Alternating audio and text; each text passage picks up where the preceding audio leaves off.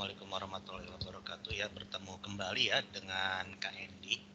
Di sini kita akan masuk kembali ke mata pelajaran yang hari ini kita akan sampaikan adalah sejarah ya. Sebenarnya hari Kamis atau hari Selasa kemarin ya, kita sudah membahas sejarah juga, tetapi bab yang kita kemarin sajikan adalah materi mengenai kehidupan masyarakat kita pada masa Hindu-Buddha. Nah, sekarang kita akan melanjut materinya, di mana materi ini sudah berganti ke paket, bukan ya, kalau di sini disebutnya paket 3 ya. Tapi kalau misalnya ini di kelas 10 ya, ini karena masih materi kelas 10. Ini adalah materi bab, kalau nggak salah ya, ini adalah bab keempat kalau nggak salah. Bab keempat dari sejarah wajib yang kita namakan di sini adalah kebudayaan dan agama Islam dan masuknya agama Islam di Indonesia. Jadi di bab ini kita akan berfokus kepada bagaimana masuknya agama Islam dan berkembangnya kebudayaan dan juga penyebaran agama Islam di Nusantara, khususnya dari abad ke-15 ya sampai ke abad yang sekarang-sekarang ini. Nah, ini yang juga menyebabkan kenapa mayoritas masyarakat kita, yaitu sekitaran berapa puluh persen ya, mungkin sekitaran 90% ya, itu menganut agama Islam dari ujung Sumatera sampai nanti ke ya mungkin ada sebagian di Indonesia Timur yang juga mayoritasnya Islam, meskipun ada juga di beberapa wilayah di Nusantara yang memang bukan mayoritasnya itu adalah Islam, itu ada juga. Nah, sini kita akan mulai saja, berhubung sini sudah masuk jamnya. Cuma di sini kita akan melihat bagaimana ketika kita ngomongin awal pertama tentang masuknya agama Islam, sebenarnya sama seperti kemarin kalau kita ngomongin tentang Hindu-Buddha, kita akan mempelajari tentang teori masuknya agama Islam di Nusantara. Jadi kalau kemarin di Hindu-Buddha kita mengenal ada teori misalnya Brahmana, ada teori Satria, ataupun yang ada juga yang namanya teori arus balik. Nah, di sini juga istilahnya kurang lebih ada juga teori masuknya agama Islam ke Nusantara. Cuma yang di sini yang akan menjadi perbedaan paling signifikan atau perbedaan paling gede dari masuknya agama Islam dan juga masuknya agama Hindu-Buddha. Jadi kita harus mengetahui dulu konsepnya. Kalau di agama Hindu, dia ini cenderung untuk sifatnya itu bagaimana ya? Dia itu memiliki ada semacam penggolongan-penggolongan tertentu khususnya. Apalagi kalau misalnya kita ngomongin tentang agama Hindu yang ada 4 kasta. Nah, sementara di Islam, dia ini tidak seperti demikian. Nah, dia ini masuk dengan cara yang sifatnya itu ya lebih ke arah dakwah. Lebih ke arah ya ada orang yang menyebarkannya dan langsung ke orang yang diinikannya, audiensnya yang dituju gitu loh. Nah, itu yang sangat membedakan antara masuknya agama Islam dengan masuknya agama Hindu-Buddha yang kemarin sudah kita bahas di pertemuan kita yang sebelumnya. Seperti itu ya. Nah, yang di sini untuk masuknya agama Islam sendiri hanya dibedakan dari mana dia itu berasal dan juga kapan range waktunya itu bisa kita ketahui sebenarnya. Nah, untuk masuknya agama Islam, ini nanti akan terbagi menjadi 4 pendapat. Nah, 4 pendapat ini berasal dari mana tempat agama Islam ini datang ataupun mengalami pencampuran atau mengalami apa ya bahasanya ya? Ya lebih kepada perantaranya lah. Nah, yang pertama adalah yang berasal dari Arab atau mungkin akan lebih dikenal dengan teori Mekah, itu yang pertama. Kemudian ada yang berasal dari Persia atau mungkin kalau sekarang lebih kita kenal dengan negara Iran ya, dia itu ada teori Persia. Lalu kemudian ada yang berasal dari Gujarat, yang dari India. Kalau misalnya kita bertanya Gujarat itu di India mana, itu lebih berada di wilayah yang tetanggaan dengan Pakistan. Jadi berada di India Barat Laut. Jadi bukan kalau India Timur Laut itu namanya itu wilayah Bengali namanya. Dan juga di situ ada negara sekarang namanya itu negara Bangladesh. Nah, sementara kalau Gujarat ini lebih berdekatan dengan Pakistan di situ ya. Sementara satu lagi adalah teori yang menyatakan bahwa oh ternyata ini berasal dari Cina. Ya. Nah, di sini empat-empatnya ini adalah tempat di mana disinyalir Islam itu masuk ke Indonesia melalui tempat yang berbeda. Nah, yang paling klasik dan yang paling tua mengenai pendapat untuk dari Mekah ini adalah dia ini berasal dari tahun 7 Masehi, abad ke-7 Masehi atau sekitaran tahun 700-an. Jadi di sini kalau misalnya dikatakan oh ini abad 7 Masehi. Kenapa? Karena buktinya itu ada di perkampungan yang disebut perkampungan Arab di Barus ya. Barus itu kalau zaman sekarang itu ada di Sumatera Utara tetapi di bagian baratnya yang sekarang menjadi Kabupaten Padang Sidempuan atau Kabupaten Tapanuli Selatan. Nah, itu dia adanya di situ. Nah, itu ada perkampungan yang namanya perkampungan Arab di wilayah Barus di Sumatera Utara bagian barat, kayak gitu ya. Nah, ini yang istilahnya akan menyebabkan teori Arab ini adalah teori yang paling klasik yang masuk ke Indonesia. Nah, siapa tokohnya? Tokohnya ada si Alwi Shihab. Alwi Shihab itu adalah seorang duta besar kita pada masa pemerintahan Abdurrahman Wahid atau Gus Dur, itu Alwi Shihab. Kemudian satu lagi ada Hamka atau Buya Hamka. Nah, ini yang menyatakan bahwa Islam itu masuk pertama ke Indonesia itu melalui Mekah di abad ke-7 Masehi. Nah, buktinya selain perkampungan Barus itu apa? Buktinya kalau kata Hamka itu dia ini nanti juga akan untuk menjawab nomor 2 ya. Ini dikatakan bahwa masuknya Islam ke Indonesia ini membawa yang dikatakan sebagai mazhab Syafi'i. Gitu.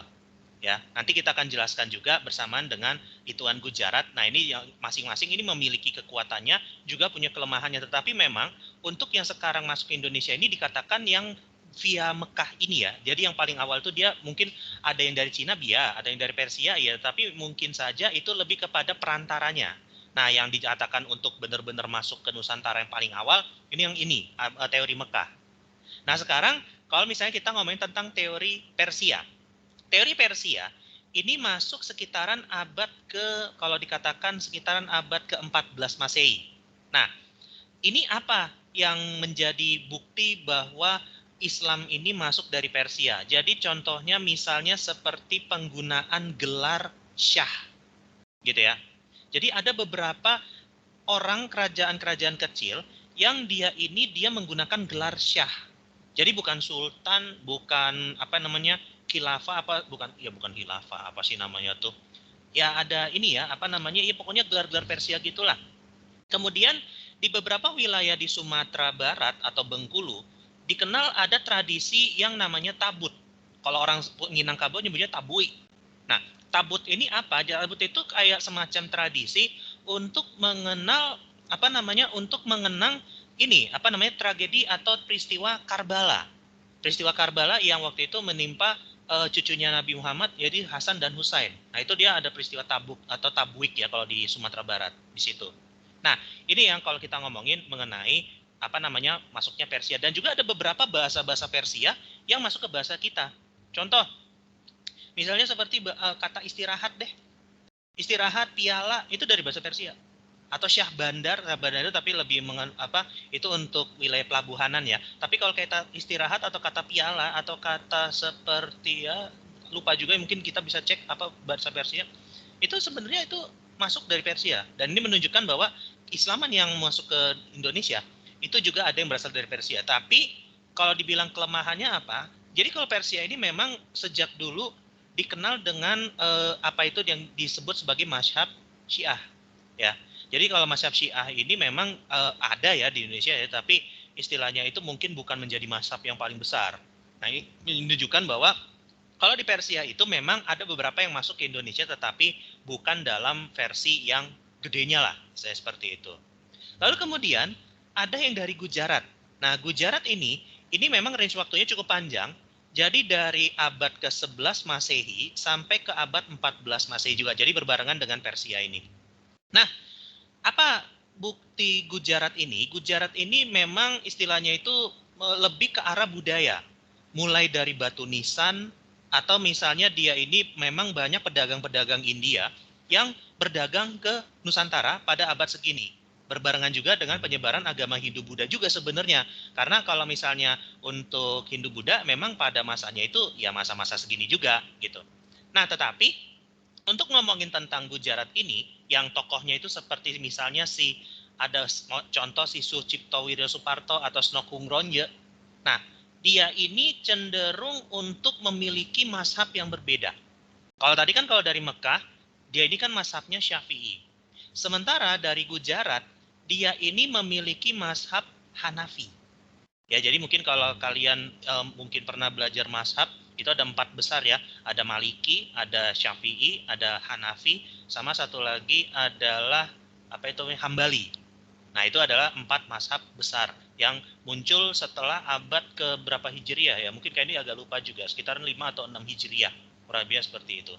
Nah, itu kalau yang dari Gujarat ini, memang dia cenderung untuk lebih mengarah kepada Hanafi. Makanya untuk di Indonesia sendiri, mazhab Hanafi itu nggak terlalu besar. Ada, kalau misalnya dibilang apakah semua mazhab di Indonesia itu ada? Ada. Cuma nggak terlalu besar aja dibandingkan dengan mazhab Syafi'i yang ada di Nusantara sekarang. Tetapi kalau mazhab Hambali ini untuk mulai muncul di Indonesia itu khususnya setelah tahun 80-an. Jadi mazhab Hambali itu sebenarnya awalnya itu dikatakan muncul bahkan bukan untuk berkembangnya 80-an ya. Tapi ketika benar-benar masuk pertama kali itu pas masa Imam Bonjol 1840-an. Nah, itu dia masuk masa Hambali itu di situ. Nah, itu ya. Jadi Gujarat itu buktinya lebih ke arah budayanya dan juga batu nisan yang ditemukan. Tapi ya tadi ya, kalau Gujarat ini banyak membawa mazhab Hanafi seperti itu. Sementara kalau yang dari Cina, ini dari mana? Jadi dari Cina ini ya juga lebih mengarah ke arah budaya, akulturasi budayanya. Dan juga contohnya misalnya seperti Raden Patah yang merupakan raja pertama Demak, itu adalah anak dari Raja Brawijaya yang menikah dengan putri dari Kerajaan Campa. Di mana putri dari Kerajaan Campa ini adalah orang Cina sebenarnya. Nah, dari situ juga pedagang-pedagang Cina mulai bermunculan ke Nusantara dan inilah menyebabkan si Islam ini mulai dikatakan munculnya itu dari Cina. Nah, tetapi ya tadi, teori Cina, teori Gujarat, ataupun teori Persia, ini memang kalau misal dikatakan oleh sejarawan zaman sekarang, itu memang ada, tetapi bukan menjadi faktor terbesar. Nah, faktor terbesar dan bahkan diakui sendiri oleh Presiden ya pada beberapa tahun yang lalu, ini memang berasalnya dari Mekah. Ya, karena buktinya apa? Jadi mazhab Syafi'i yang muncul di sebagian besar masyarakat kita, sampai kepada ada bukti-buktinya itu lebih kepada ya tadi, bukti perkampungan Arab itu di Barus itu. Walaupun memang Islamisasi secara besar-besaran itu baru dilakukan ke abad ke-14-an sampai abad ke-17 di situ. Nah, sekarang di sini yang memang agak rese ini adalah tokohnya. Siapa ini tokoh yang menyatakan 4 teori ini? Tetapi di sini untuk di sini teori Cina itu nggak ada. Ada tokohnya tadi itu si siapa Candy lupa. Nah, itu yang Jan Barnis apa Candy juga lupa namanya seperti itu, di mana itu dia menyatakan bahwa masuknya Islam itu memang melalui Cina terlebih dahulu, itu ada. Dan itu sekitaran abad, kalau sini katakan ini kan abadnya ya. Abadnya ini sama ya dengan Gujarat, sekitaran abad 11 sampai 14 Masehi kayak gitu. Nah, sekarang di sini siapa yang menyatakan dari Persia? Tokohnya siapa? Nah, ini tokohnya ada satu orang di sini, yakni Hussein Jaya di Ningrat. Nah, menurut beliau apa yang menjadi pertimbangan kok masuknya dari Persia? Ya tadi ya, beberapa bahasa-bahasa Persia yang masuk kepada istilah-istilah keislaman yang ada di sini. Makanya contohnya misalnya ada kalau khususnya di Aceh atau di Sumatera itu banyak menggelari dirinya dengan syah. Jadi bukan sultan, bukan juga Amir Mukminin ya, Amir Mukminin. Nah, dia menggunakan kata syah itu. Jadi bukan bukan sultan ya. Bahasanya seperti itu. Nah, itu kalau kita misalnya ngomongin mengenai dari Persia. Kalau Snuk Hungronye, Marquet, serta Sucipto Wirya Suparto ini lebih mengarah ke Persia, ya, bukan Gujarat. Jadi Marquet, sebentar.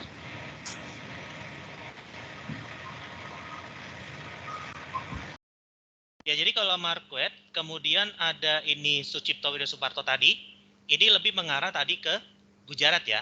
Sementara kalau Alwi Shihab dan juga Hamka, nah tadi ini dua-duanya adalah yang mencetuskan teori Arab ya, atau teori Mekah masuk Islam ke Nusantara. Seperti itu, abadnya abad 7 ke Masehi.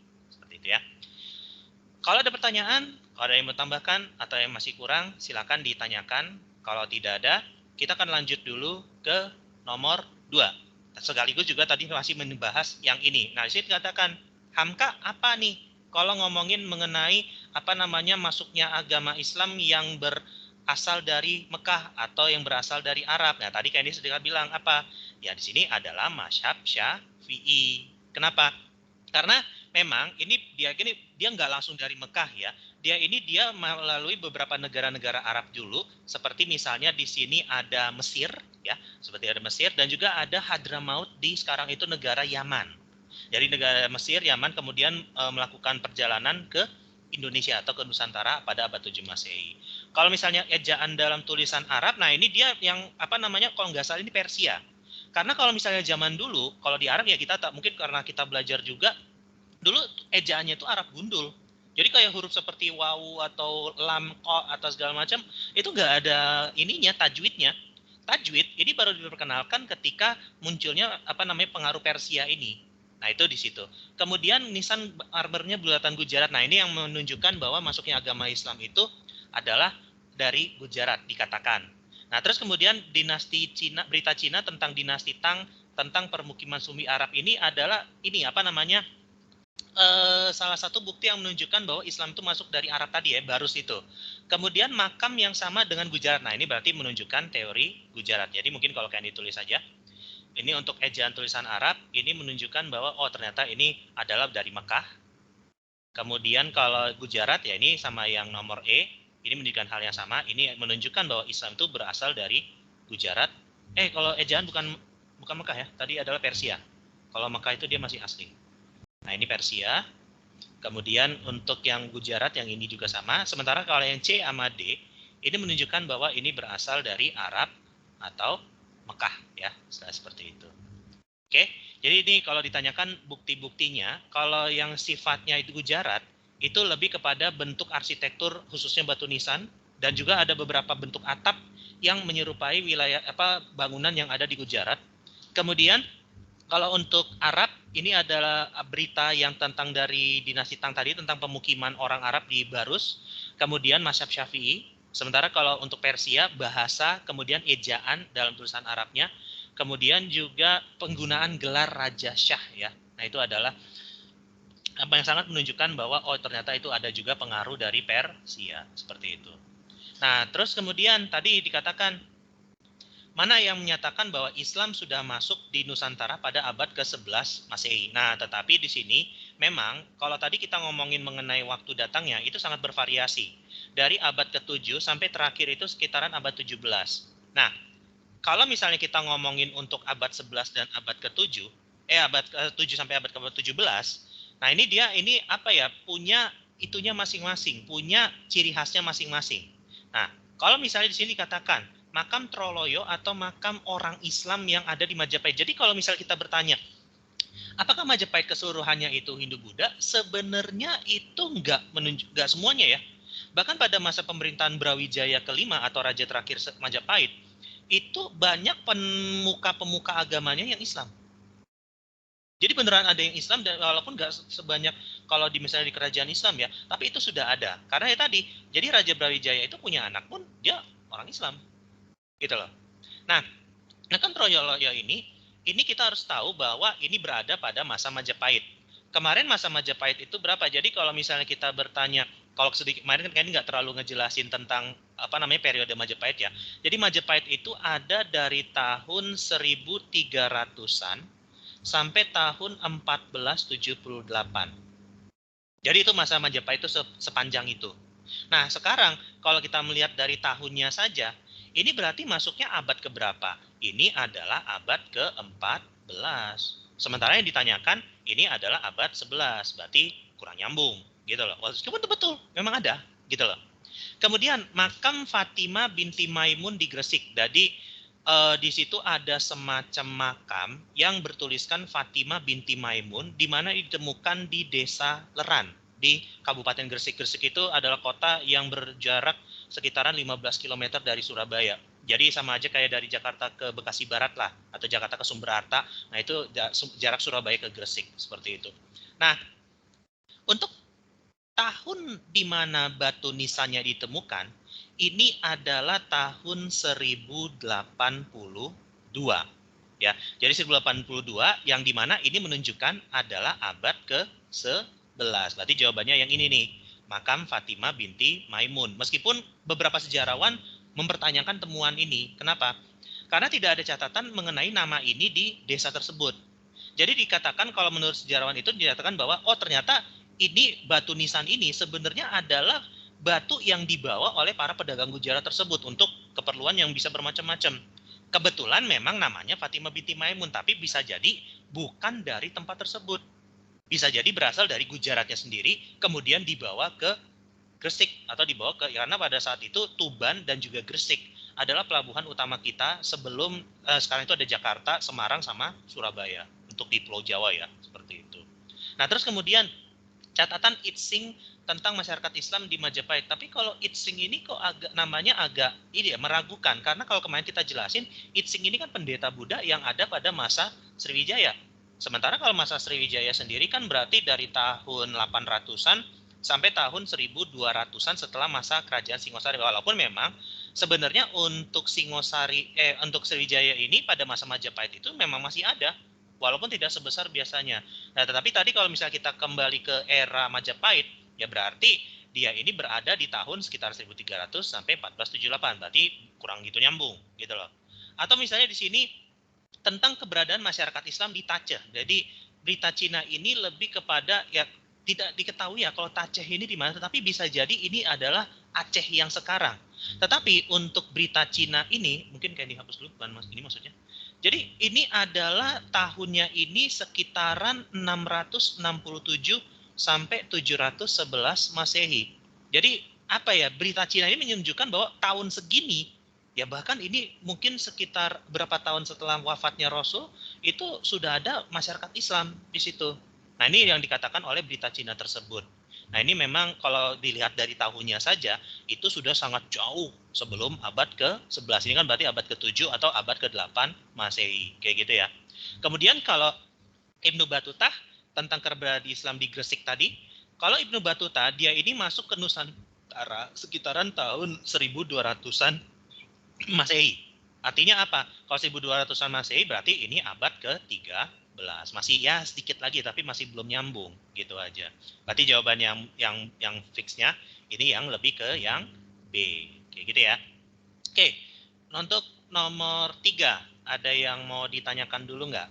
Ataupun khususnya nomor 1, 2, dan 3 di mana di sini lebih menyatakan tentang apa masuknya teori masuknya Islam dan juga bagaimana bukti ataupun siapa tokoh yang menyebarkannya atau membicarakannya. Ada nggak di sini untuk nomor 1, 2, dan khususnya nomor 3? Oke, kalau tidak ada pertanyaan, kita akan lanjut dulu ke nomor 4. Nah, di sini ada sebuah buku, dan mungkin bisa kita bilang 2 buah buku bahkan. Yang satu namanya Summa Oriental, yang satu lagi, ini bukan Summa Oriental ya, namanya Itinerario. Nah, Summa Oriental dan Itinerario ini sama, berasal dari abad ke-16, berarti tahunnya itu 1500-an sampai 1990-an. Nah, 2 buku ini dianggap adalah buku yang bertanggung jawab terhadap munculnya apa yang kita namakan sebagai kolonialisme. Khususnya buku ini nih, Itinerario. Jadi, ini kenapa kok menjadi salah satu buku yang dikatakan bertanggung jawab terhadap munculnya kolonialisme? Karena khususnya di buku ini ditegaskan apa yang disebut sebagai pulau rempah-rempah. Pulau rempah-rempah yang saat itu banyak berada di Maluku. Nah, sementara di Eropa itu sedang banyak dicari untuk apa? Dicari karena itu harganya sedang sangat mahal sekali. Kalau misalnya kita ngomongin tentang rempah-rempah. Nah, ini yang dianggap 2 buku ini yang bertanggung jawab terhadap munculnya kolonialisme di Nusantara pada abad ke-16-an di situ. Nah, di sini khususnya untuk buku Summa Oriental, ada wilayah di mana di Sumatera Utara sampai pokoknya Sumatera ujung sampai Sumatera ujung itu banyak kerajaan-kerajaan Islam. Berarti di sini menunjukkan bahwa bekas-bekas kerajaan Sriwijaya itu sudah tidak ada lagi. Khususnya karena emang Sriwijaya sempat dikuasai sama Majapahit dan kemudian nantinya berubah menjadi kerajaan Islam, khususnya ketika di sini muncul Samudra Pasai, kerajaan Aceh, ataupun kerajaan Siak, ataupun kerajaan Palembang pada abad ke-16-an. Nah, yang menjadi pertanyaan, siapa yang menulis buku ini? Nah, sekarang kita lihat. Ada beberapa tokoh yang semuanya ini punya buku. Nah, misalnya kita ngomongin tentang Ibnu Battuta. Ibnu Battuta itu nulis buku, di mana dia ini menceritakan perjalanannya ke dunia ini, bahkan ke Nusantara, pada abad ke-13. Dia menulisnya ini dengan judulnya Ar-Rihlah. Jadi kalau dalam bahasa Inggrisnya The Journey atau sebuah perjalanan ya, kalau dalam bahasa Indonesia. Rihlah itu kalau dalam bahasa Arab kan artinya perjalanan atau ya The Journey ya kalau dalam bahasa Inggrisnya. Nah, perjalanan ini dituliskannya dengan sangat detail ya untuk ukuran masa itu. Makanya ini sudah menjadi kayak semacam catatan sejarah yang dibaca untuk mengetahui apa kondisi masyarakat di abad 13 dan sekitarnya. Kayak gitu ya. Itu Ibnu Battuta yang berasal dari Maroko. Kemudian dia menulis bukunya dan ketika kembali lagi ke Maroko, nah ini dia menyelesaikan buku ini. Kayak gitu ya. Tapi bukan ini ya, bukan semua Oriental yang dimaksud. Kemudian Marco Polo itu juga sampai ke Samudra Pasai pada kurang lebih kurun waktu yang sama seperti si Ibnu Battuta. Cuma bedanya kalau Ibnu Battuta ini dia dari India, dia itu langsung menuju Nusantara melalui laut. Tapi kalau Marco Polo itu nanti dia akan melalui Cina. Makanya kalau nanti di sana tuh di Cina ada sebuah jembatan yang dinamakan sebagai jembatan Marco Polo.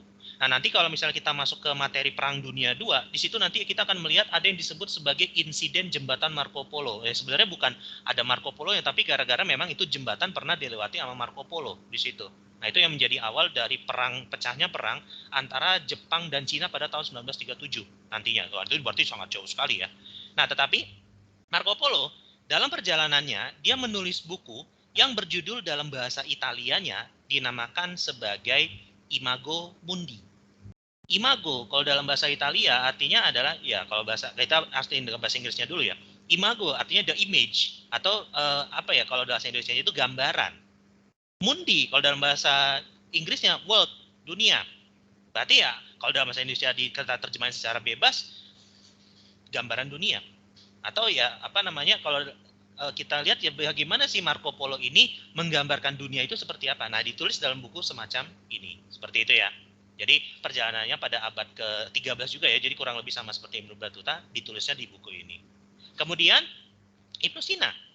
Ibnu Sina ini dia menulis sebenarnya akan lebih terkenal dengan orang yang lebih di bidang kedokteran. Sebenarnya bukunya banyak sekali ya, tetapi salah satu buku yang terkenal misalnya seperti Asy-Syifa. Asy-Syifa ini artinya adalah obat. Ada juga bukan Muqaddimah ya. Kalau Muqaddimah itu si Ibnu Khaldun, itu ada lagi. Jadi dia menulisnya beberapa buku dan ini memang lebih terkenal di dunia kedokteran ya. Jadi bukan di dunia penjelajahan atau di dunia petualangan tuh dia nggak ada seperti itu.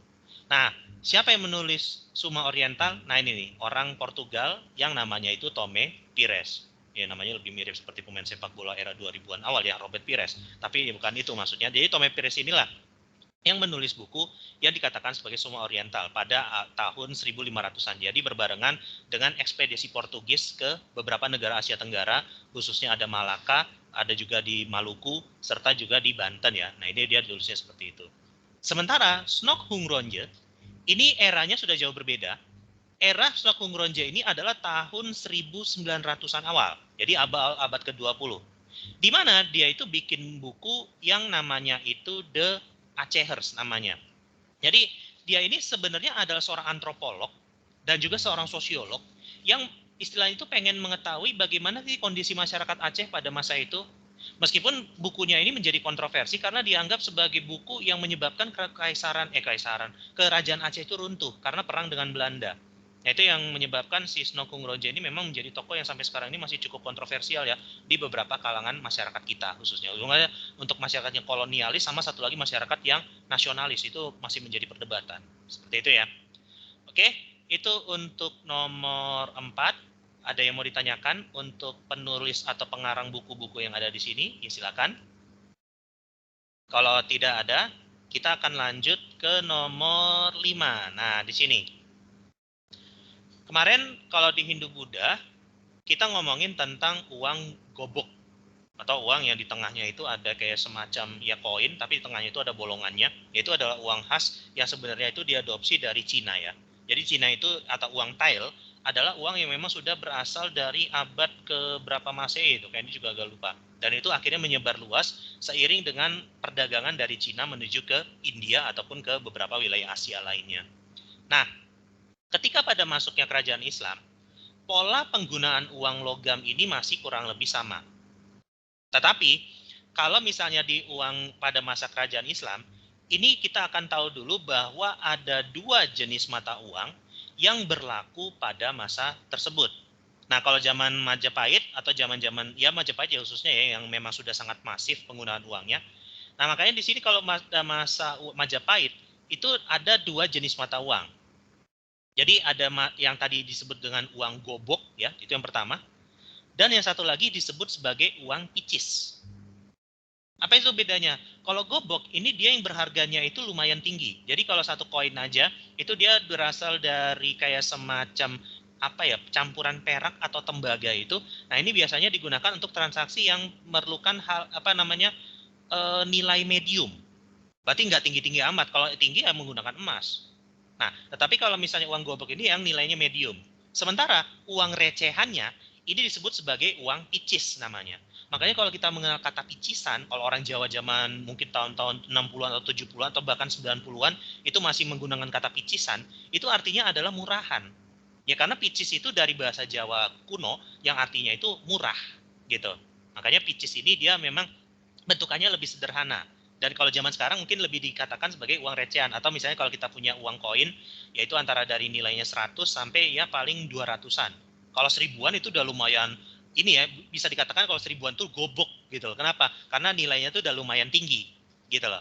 Tapi kalau 500-an, 200-an, 100, nah itu dikatakan picis. Nah, pada masa kerajaan Islam, ini mengalami perubahan, bukan makna juga ya, perubahan bentukannya juga, pembentuknya seperti apa. Nah, kalau di Arab itu ada dua jenis mata uang. Yang namanya itu dinar dan satu lagi adalah dirham. Gitu ya. Dinar itu apa?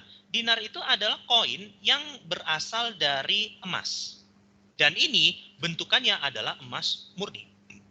Mungkin sekitaran 23 karat atau sekitaran 95 atau 97% itu dari emas. Nah sekarang kalau kita bertanya, kenapa nggak semuanya emas gitu loh? Padahal kan kalau semuanya emas itu kan lebih berharga. Karena begini, emas itu jangan kita samain dengan besi. Emas itu logam, betul. Emas itu logam. Tapi kalau anggaplah kita penyokin aja, bisa. Jadi emas itu logam tapi agak lembek. Nah, tidak dengan besi. Kalau besi kan kalau kita gini kan keras banget kan. Tapi kalau emas itu kita itin aja benyek gitu loh. Makanya biasanya dia jarang untuk dijadikan satu utuh emas itu jadiin koin, itu jarang banget. Makanya dia biasa dicampur dengan logam lain. Nah, dinar itu dia logam emas berapa puluh persen yang dicampur dengan logam lain. Tapi harganya itu sama dengan emas, 1 gram emas. Jadi kita kalau sekarang bertanya 1 gram emas itu berapa, ya kita bisa lihat di beberapa tempat yang menjual emas itu harganya sekitaran berapa ya, berapa ratus ribu gitu loh. Kayaknya juga agak lupa. Nah, satu koin itu seharga 1 gram emas. Itu dinar. Tapi kalau dirham, dirham ini dia adalah perak. Nah, dia ini adalah mata uang yang paling sering digunakan untuk transaksi sehari-hari atau transaksi yang sifatnya itu reguler. Nah, makanya kalau dinar ini biasanya untuk hadiah, upeti, atau misalnya transaksi yang menggunakan nilai yang sangat tinggi. Tetapi kalau dirham, itu dia bisa menggunakan untuk transaksi sehari-hari. Nah, sekarang untuk di Indonesia, khususnya pada masa kerajaan Islam, apa yang digunakan? Nah, ini adalah dirham. Kayak gitu ya. Nah itu kalau misalnya kita ngomongin mengenai mata uang yang ada pada masa ya kemarin sedikit kita bahas di Hindu Buddha dan juga untuk pada masa kerajaan Islam. Nah sekarang kalau kita bertanya, kalau ngomongin untuk uang kertas, kapan mulai digunakan di Indonesia? Jadi uang logam ini bertahan sampai tahun 1790-an. Bahkan ketika pada masa VOC. Jadi kita harus paham ya bahwa masa kerajaan Islam ini juga berbarengan atau beririsan dengan masuknya kolonialisme kuno di Indonesia. Portugis, Spanyol, Belanda. Tapi Belandanya ini dalam bentukan VOC. Cuma ketika VOC itu keluar dari Nusantara digantikan oleh Republik Batav, Dendels, kemudian nanti masuk lagi Raffles, Inggris. Nah, Raffles inilah yang memperkenalkan sistem uang kertas pada tahun 1812-an atau 1813-an kayak lupa. Nah, inilah yang memulai bagaimana kita mengenal sistem uang kertas dan itu dipergunakan sampai dengan sekarang. Kayak gitu ya. Jadi kalau zaman dulu masyarakat kita ya sebelum menggunakan emas ya kita menggunakan uang barang. Habis uang barang, uang perak apa uang emas atau uang gobok sama uang bicis baru dinar sama dirham. Jadi ngikutin masa aja kurang lebih ya. Oke, itu untuk nomor 5. Ada yang mau ditanyakan, ada yang mau ditambahkan atau ada yang kurang? Silakan. Kalau tidak ada, kita lanjut dulu ke nomor 6 ya. Nah, di sini nomor 6 nih. Malaka ini jatuh atau dikuasai Portugis pada tahun 1511.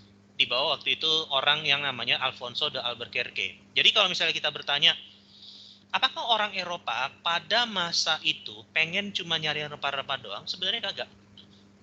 Sebenarnya kalau mereka masuk ke Eropa itu sebenarnya pengen menguasai. Udah ada niat untuk mengambil itu. Ya tujuh apa mereka taunya dari mana? Ya dari sini tadi buku yang namanya Itinenario itu yang pertama.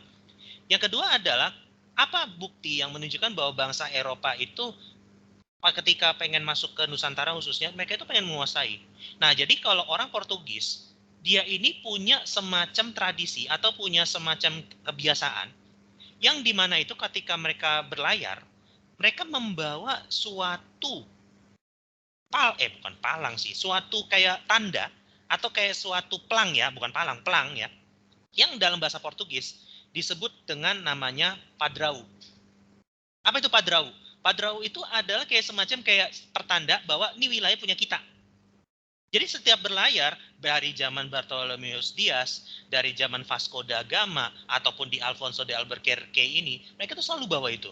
Artinya apa? Ketika mereka nyampe ke tempat tersebut, udah pasang pelang. Ya pelangnya itu segede apa ya? Mungkin segede kalau lebarnya itu sekitaran 2 sampai 3 meter, tingginya itu bisa sampai 4 sampai 5 meter. Jadi nggak bisa diangkat satu orang ya. Nah, itu menunjukkan bahwa ini tempat adalah wilayah kerajaan Portugis pada saat itu. Jadi mereka itu sebenarnya sudah pengen untuk menguasai wilayah. Karena ya dari situ mereka bisa mengambil rempah-rempah dengan jumlah yang mereka pengen gitu loh. Dan tentu saja untuk bukan mendefinisikan, untuk menjalankan atau mengimplementasikan pola perdagangan yang kita sebut sebagai merkantilisme. Nah, tapi kita harus tahu bahwa ketika masuknya Portugis dan menguasai kerajaan Malaka, itu tidak serta-merta bikin tetangganya itu kayak ngebantu, enggak. Emang zaman sekarang. Kalau zaman sekarang misalnya Portugis atau misalnya Belanda menguasai misalnya wilayah Medan, yang terjadi apa? Pasti semua tentara Indonesia itu ke situ. Dari Aceh, dari Jakarta, dari Surabaya, dari Kalimantan, kayak bilang, lo ngapain macem-macem gitu kalau bahasa kita zaman sekarang. Tapi kalau zaman dulu, ya bodo amat. Mereka kerajaan-kerajaan yang sendiri-sendiri kok. Nggak ada gitu. Yang istilahnya satu negara kesatuan tuh nggak ada. Nah, ini makanya kalau kerajaan Malaka justru malah bikin Aceh itu semakin berkembang, bikin Aceh menjadi semakin maju, khususnya dari setelah tahun 1511 sampai nanti tahun 1600-an, bahkan Aceh ini kan akan bertahan terus sampai tahun 1912 ketika Belanda kolonial ya yang waktu itu perang dengan Aceh pada saat itu. Nah, di sini Aceh itu dikenal dalam karya sastra. Jadi dituliskan tentang kejayaan Aceh ini dalam suatu karya sastra tertentu. Nah, tetapi apa karya sastra yang dimaksud? Saya di sini dikatakan Hikayat Raja Pasai. Raja Pasai ya berarti ini menggambarkan kerajaan Samudra Pasai. Cuma Samudra Pasai ini dari tahun 1200-an sampai tahun 1400-an. Dan pada akhirnya ini dikuasai oleh kerajaan Aceh nantinya. Sebelumnya Malaka dulu, baru nanti dikuasai oleh kerajaan Aceh. Jadi Pasai ini terjadi sebelum Aceh. Berarti bukan ini yang dimaksud. Karena Hikayat Raja Pasai ini menggambarkan raja-raja Samudra Pasai. Tetapi ini sebelum itu terjadi. Sementara sejarah Melayu. Sejarah Melayu ini menggambarkan kerajaan yang ada di wilayah-wilayah Melayu ya, khususnya ada Johor, ada Siak, ada Malaka juga. Ini pada tahun 1650-an. Jadi ini tidak terjadi setelah atau istilahnya itu mungkin ke arah sini-sini gitu loh. Jadi nggak menggambarkan kerajaan Aceh itu secara gamblang. Karena tadi beberapa kerajaan ya, Siak, Johor, Malaka, kemudian ada Indrapura juga. Nah ini dia menggambarkan kerajaan Melayu yang secara umum. Berarti bukan ini. Kemudian Hikayat Bayan Budiman. Kalau Bayan Budiman ini lebih menggambarkan bukan kepada yang menceritakan para kerajaan ataupun para raja, enggak. Ini lebih mengarahkan kepada bagaimana ada perbuatan baik atau perbuatan yang istilahnya itu berakhlakul karimah ya, perbuatan baik yang istilahnya itu harus dijalankan oleh setiap manusia yang ada di dunia itu seperti apa. Nah itu kalau misalnya kita ngomongin tentang Hikayat Bayan Budiman. Tapi kalau misalnya untuk Kerajaan Aceh, apa di sini? Nah ini ada satu kitab yang disebut sebagai Bustanusa Latin. Apa itu Bustanusa Latin? Kalau dalam bahasa Indonesianya, itu artinya Taman Para Raja. Jadi yang dikarang oleh Nuruddin Ar-Raniri ini, sebenarnya Nuruddin Ar-Raniri ini adalah orang India. Orang India yang waktu itu memang sedang lama berada di Aceh. Nah dia menulis karyanya itu semacam ini. Jadi untuk menggambarkan bagaimana Aceh itu berada dalam masa jaya-jayanya, khususnya setelah Kerajaan Malaka itu jatuh ke tangan Portugis tahun 1500-an. Nah, ini mereka menulisnya seperti itu. Kayak gitu ya. Sementara kalau Hikayat Hang Tuah, ini lebih mengarah kepada cerita kepahlawanan ya. Ada tokoh misalnya yang namanya Hang Tuah. Jadi Hang Tuah ini lebih kepada ke arah kepahlawanan. Nah, itu bahasanya di situ. Nah, ini pahlawan ini dari bahasa Persia ya, bukan dari bahasa Sanskerta atau bahasa Arab. Enggak, ini dari bahasa Persia, seperti itu. Oke, untuk nomor 6, ada yang mau ditanyain dulu nggak? Jadi nomor 6 ini adalah yang D. Seperti itu ya. Oke, nggak ada yang mau tanyakan lagi? Nah, kita lanjut ke nomor 7 di sini. Nah, di sini dikatakan Wali Songo atau disebut sebagai Wali 9 ya. Songo itu dalam bahasa Jawa kan artinya 9. Jadi ini adalah orang atau para ulama yang dikatakan menyebarkan agama Islam itu di Nusantara dan membuat pengaruh Islamnya semakin besar. Tapi kalau misalnya kita melihat dari sejarahnya, sebenarnya Wali Songo itu kalau dikatakan yang paling besar itu ada 2 gelombang. Ada yang Wali Songo gelombang pertama dan gelombang kedua. Nah, semua yang ada di sini, ini adalah Wali Songo gelombang kedua.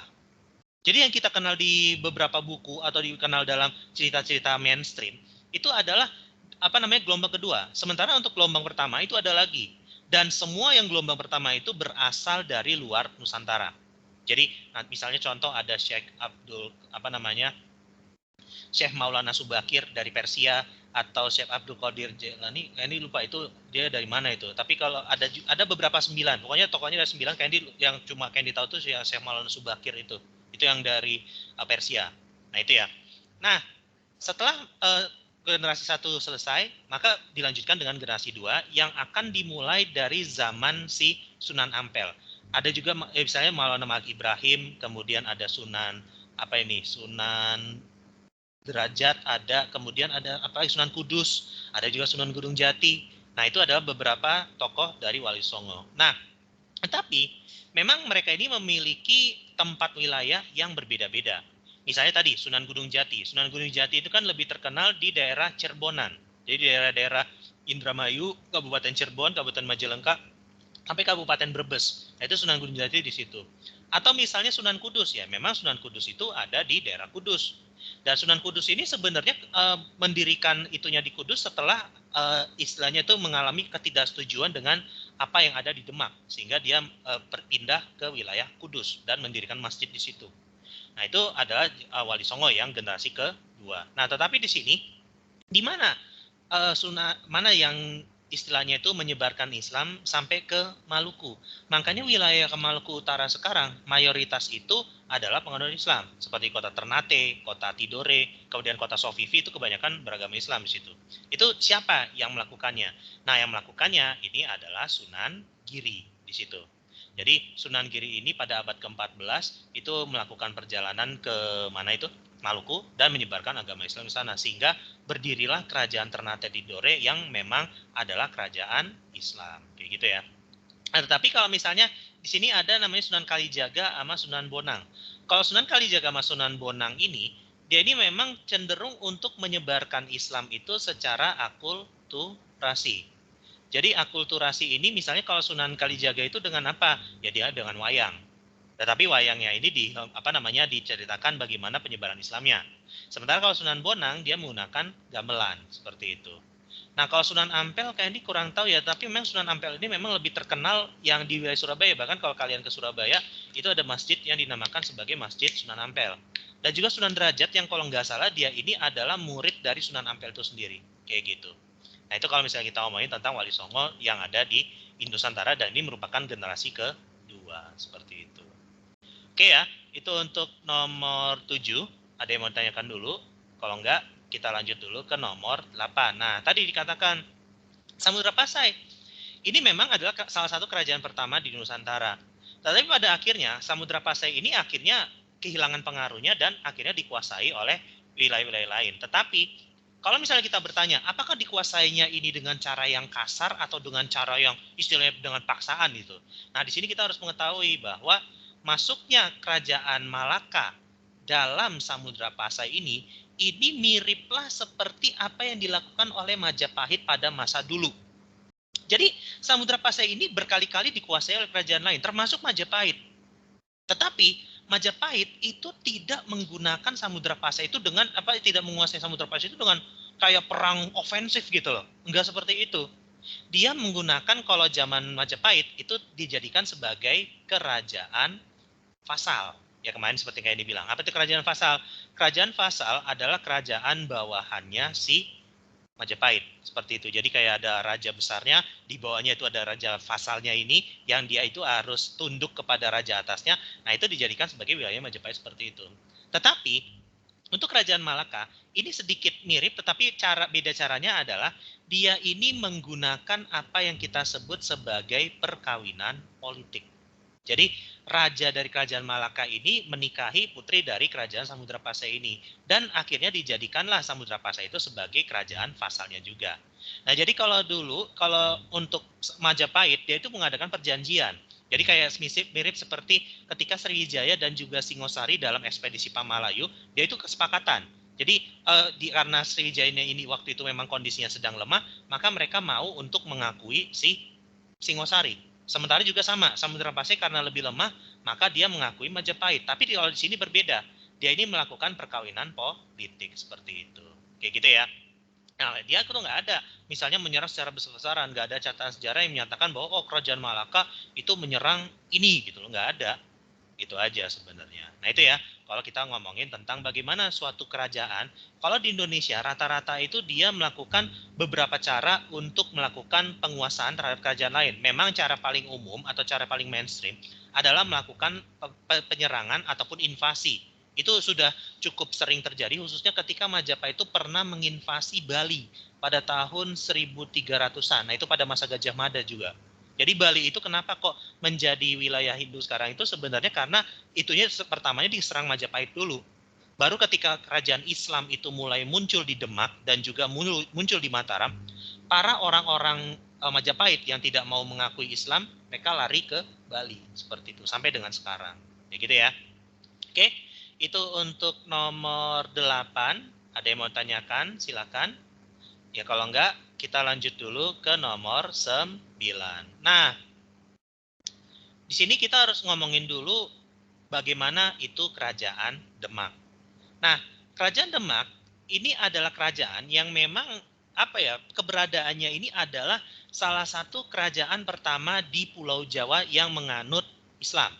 Nah, kerajaan Demak ini memang memiliki masa rentang waktu yang bisa dikatakan nggak lama-lama amat sebenarnya. Jadi dari tahun 1460-an, bukan 60-an, 1470-an, ya, 1470-an sampai tahun 1530 berapa gitu, 1532 atau apa, kayaknya juga agak lupa. Nah, ini memang untuk pendirian ataupun juga runtuhnya itu juga banyak mengalami intrik politik. Misalnya, kalau kita masuk di awalnya dulu nih. Pada masa awal pemerintahan Raden Patah ya. Nah, itu sebenarnya si Majapahit itu masih ada. Nah, kita melihat bahwa di sini Raden Patah itu merupakan putra dari Brawijaya kelima yang waktu itu merupakan Raja Majapahit yang terakhir. Nah, Raden Patah ini rencananya pengen menyerang si Majapahit tersebut. Padahal dia sudah diingatkan oleh Sunan Ampel atau Sunan Bonang, itu kayaknya dia juga lupa. Dia udah diingetin, jangan sampai kamu nyerang ayahmu sendiri. Dan juga karena waktu itu tadi kayaknya juga sempat bilang bahwa di Majapahit itu sebenarnya juga sudah ada orang Islam. Nah, entah apa yang itunya, akhirnya itu kan Majapahit. Sehingga Majapahit itu pada 1478 itu kalau dalam bahasa Jawanya disebut sirna ilang kertaning bumi. Artinya apa? Hilang, masuk ke dalam bumi, udah benar-benar nggak ada lagi gitu loh. Nah, walaupun memang sisa-sisanya itu masih ada bahkan sampai tahun 1500-an. Nah, muncullah di sini Kerajaan Demak yang pusatnya itu di Demak itu sekarang ya. Nah, Raden Patah ini dia punya beberapa penerus. Misalnya di sini ada yang namanya itu contoh Pati Unus. Nah, Pati Unus ini terkenal dengan namanya itu Pangeran Sabranglor. Sabrang itu kalau dalam bahasa Jawa itu artinya nyebrang. Jadi sabrang itu kan kalau nyebrang kalau dalam bahasa kita kan artinya melewati sesuatu yang menghalangi untuk mencapai ke ujung sana. Nah, itu namanya seberang. Lor itu kalau dalam bahasa Jawa artinya utara. Makanya kalau dari bahasa Jawa kan ada 4 mata angin kan ada alor, ada kidul, ada wetan, ada kulon. Nah, itu kalau alor atau lor itu artinya adalah mengarah utara. Kenapa dikatakan Pangeran Sabrang Lor? Karena Pangeran Pati Unus ini dia ini pengen menyerang Portugis di Malaka yang tadi sempat menguasai Malaka Pak sejak tahun 1511. Nah, karena penguasaan Portugis ke Malaka ini mengganggu perdagangannya si Demak, maka dikirimkanlah Pati Unus tersebut di situ. Makanya dijuluki Pangeran Sabranglor itu. Nah, terus kemudian nanti muncul lagi pangeran namanya Sultan Trenggono. Nah, Sultan Trenggono inilah yang menjadi salah satu raja yang cukup berpengaruh di Demak sampai dia itu terbunuh ketika menyerang wilayah Blambangan. Jadi Blambangan itu di mana? Blambangan itu kalau zaman sekarang itu Kabupaten Jember sampai Banyuwangi sekarang. Jadi memang pada masa Majapahit turun tuh, beberapa itu tadi mereka itu nggak langsung lari ke Bali. Mereka itu larinya ke Blambangan dulu. Nah, ketika Demak ini pengen menguasai Blambangan, nah itu terjadi perang. Nah, Pangeran Trenggono itu terbunuh. Nah, makanya ini menjadi apa namanya? Ada perpecahan di sini dalam keituan Demak. Nah, Kerajaan Demak itu terpecah dua. Ada yang di sini lebih mengarah kepada Sultan Trenggono sama Pangeran Sedoing Lepen. Sedoing Lepen itu ada ini turunannya si ini juga Patiunus juga. Nah, cuma di sini Sultan Trenggono ini dia itu nggak punya penerus. Makanya terpecah dua nih kekuasaannya. Nah, nantinya pecahnya kekuasaan Demak ini nanti akan menimbulkan ada seorang tokoh yang namanya itu Hadiwijaya atau ya Hadiwijaya namanya. Hadiwijaya ini nantinya akan menjadi mengubah bukan mengubah namanya, punya gelar namanya itu Joko Tingkir. Nah, di mana Joko Tingkir ini akan mendirikan kerajaan namanya Kerajaan Pajang. Nah, makanya kalau dibilang apakah Kerajaan Pajang ini adalah penerus dari Kerajaan Demak, sebenarnya bukan. Nah, makanya untuk Kerajaan Demak ini nanti malah akan mendirikan kerajaan baru yang namanya itu adalah Mataram Islam. Jadi Pajang itu sempalannya lah, bahasanya seperti itu. Nah, turunan langsung dari Trenggononya ini nanti akan mendirikan kerajaan Mataram Islam. Nanti akan kita jelasin seperti apa, seperti itu ya. Nah, tapi intinya adalah ketika akhir kerajaan Demak itu terjadi perebutan kekuasaan. Karena apa? Sultan Trenggono ini dia punya anak tetapi bukan anak kandung, tapi anak yang mungkin berasal dari yang turunannya yang lain lah, bahasanya seperti itu. Anak kandung yang dari istri yang pertama maksudnya, seperti itu. Karena pada masa itu sangat umum ya, istri itu ada beberapa kayak gitu. Nah, ini yang terjadi perebutan kekuasaan di situ ya. Dan inilah yang juga menyebabkan runtuhnya Kerajaan Demak pada tahun 1500-an dan nanti akan berembang ke Kerajaan Pajang tahun 1540 atau 1550-an, kayak ini juga lupa. Kayak gitu ya. Nah, nomor 9 ini yang E ya. Nomor 9 itu yang E. Sekarang kita lanjut dulu, kalau nggak ada pertanyaan atau nggak ada yang mau dihitungkan, kita lanjut dulu ke nomor 10 di sini. Goa. Goa mungkin kita lebih kenal dengan istilah namanya itu Kerajaan Goa Talo ya. Yang sekarang ini menjadi salah satu kota terbesar di Indonesia adalah kota Makassar. Nah, Goa ini mungkin kalau kita gambarin sedikit ya, misalnya ini Sulawesi, ya mungkin kayak ini gambar juga nggak mirip-mirip amat ya. Seperti ini. Ini Maluku. Ini yang Pulau Halmahera ya, di sini ada Ternate sama Tidore di sini. Kemudian di sini ada Jawa. Kemudian ini Kalimantan. Nah, Goa itu ada di sini nih. Ya sekarang menjadi kota Makassar. Nah, sekarang pada pertengahan abad 17-an, ya berarti tahun 1600-an, kerajaan ini menjadi kerajaan dagang yang cukup besar. Nah, apa yang mendukung si Goa tersebut menjadi kerajaan yang besar kecuali, berarti yang bukan. Misalnya kita lihat, Goa letaknya dekat Maluku. Betul atau salah? Ya jelas. Jadi kalau misalnya kita dari Maluku atau dari Ternate Tidore, di sini ada Seram, di sini ada Banda, kemudian di sini ada Obia segala macamnya, itu adalah wilayah yang sangat strategis. Jadi pedagang-pedagang dari Maluku itu semuanya akan mengarah ke sini dulu, gitu. Jadi mau dagang kemanapun, mau ke arah barat, dia harus melalui pelabuhan transit yang disebut sebagai pelabuhan Makassar. Di sini nih, di sini dia bentukannya. Kayak gitu ya. Berarti di sini betul, tapi bukan yang dimaksud. Kemudian, Goa menghasilkan beras dalam jumlah yang banyak. Ya betul. Jadi kenapa? Karena Goa ini kan dia memang wilayahnya itu cukup agraris juga. Jadi mereka ini bisa menghasilkan beras di pulau Sulawesi ini dalam jumlah yang memang cukup memadai untuk mereka. Berarti jawabannya ini masih betul, tetapi bukan ini yang dimaksud. Kemudian, ditutupnya Malaka oleh Belanda tahun 1641. Jadi, setelah Portugis pergi, Belanda masuk ke Malaka pada tahun 1600-an dan itu juga menyebabkan penguasaan Belanda terhadap Malaka pada tahun yang sama. Jadi di sini oleh siapa? Oleh VOC. Ya. Jadi kalau misalnya kita bertanya, VOC itu siapanya Belanda sih sebenarnya? Jadi kalau zaman sekarang, kalau misalnya kalian bertanya, VOC itu Belanda atau bukan? Ya misalnya jawabannya itu bisa dua. Bisa iya, bisa enggak. Nah sekarang kalau misalnya kita bisa enggak. VOC sebenarnya bukanlah kerajaan Belandanya. Dia adalah perusahaan. Tetapi, nah ini yang juga menjadi jawaban iya. Perusahaan ini adalah perusahaan yang didirikan oleh kerajaan Belanda. Nah, mungkin zaman sekarang sama aja kayak bikin BUMN.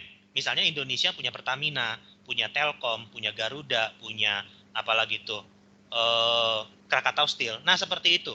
Nah, VOC adalah BUMN-nya kerajaan Belanda. Tetapi perbedaan yang paling kentara dengan BUMN yang zaman sekarang adalah kalau zaman Belanda atau zaman VOC, VOC punya 5 hak khusus yang dinamakan sebagai hak oktroy. Ya mungkin sebenarnya harus kayak dijelasin lagi di pekan depan ya, apa kan nanti kita ngebahas tentang ini ya, kolonialisme, tapi nggak masalah. Jadi dia itu bisa bikin duit, bisa bikin pemerintahan perjanjian dengan pemerintahan lain, bisa bikin tentara, bisa bikin benteng, dan tentu saja untuk melakukan monopoli perdagangan. Nah itu makanya VOC ini dia ini memiliki hak istimewa untuk melakukan monopoli perdagangan di wilayah Asia Tenggara khususnya, kayak gitu ya. Nah itu kalau misalnya kita ngomongin mengenai yang C, itu betul juga. Makanya pindah semua pedagang-pedagang tersebut dari Malaka menuju ke Goa untuk menuju ke pelabuhan lainnya. Terus kemudian letak Goa, jalur pelayaran tadi yang kayak disebutin, dia ada di antara sini. Misalnya kalau kita mau ke Demak misalnya, ke Mataram misalnya, bisa kita melalui sini bisa. Jadi berada di tengah jalur. Nah, tetapi Goa bukan penghasil utama rempah-rempah. Dia hanya sebagai perantara aja. Betul, seperti kalau dulu Vasco da Gama menemukan India atau menemukan wilayah yang sekarang kita kenal dengan wilayah Mumbai atau Bombay. Nah, di situ memang pelabuhan besar rempah-rempah, tapi itu bukan penghasil utama rempah-rempahnya. Ya penghasilnya ya di sini, gitu loh.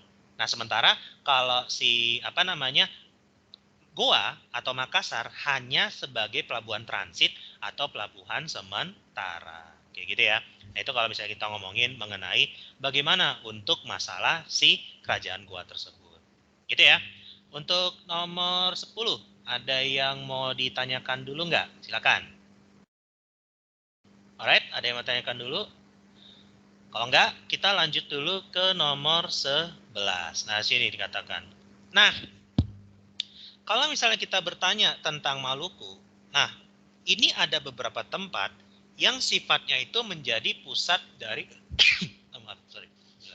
Jadi kalau misalnya kita ngomongin tentang Pelabuhan Maluku, itu ada wilayah yang memiliki komoditas yang sebenarnya itu berbeda-beda. Misalnya, apa aja sih komoditasnya? Ya, sekarang kita kenal. Dua kali. Ada yang namanya itu cengkeh, ada juga yang sebut dengan lada, atau mungkin lebih kita kenal dengan nama merica.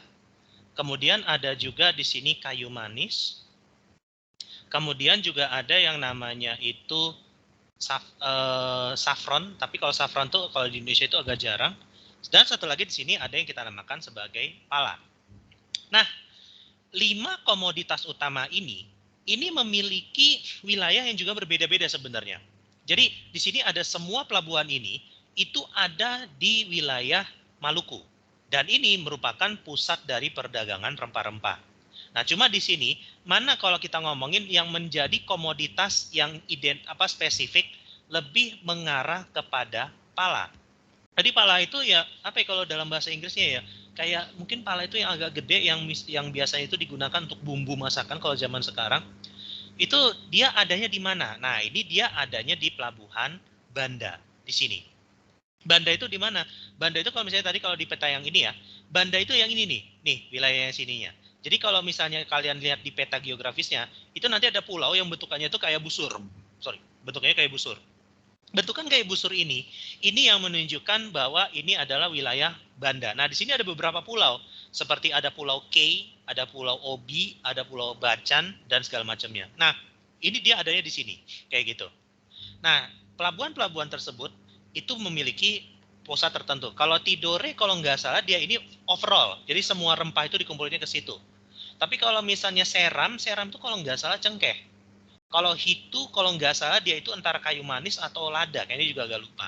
Nah, tetapi apapun komoditasnya, itu semua memiliki itunya tertentu, memiliki pelabuhan-pelabuhan utamanya.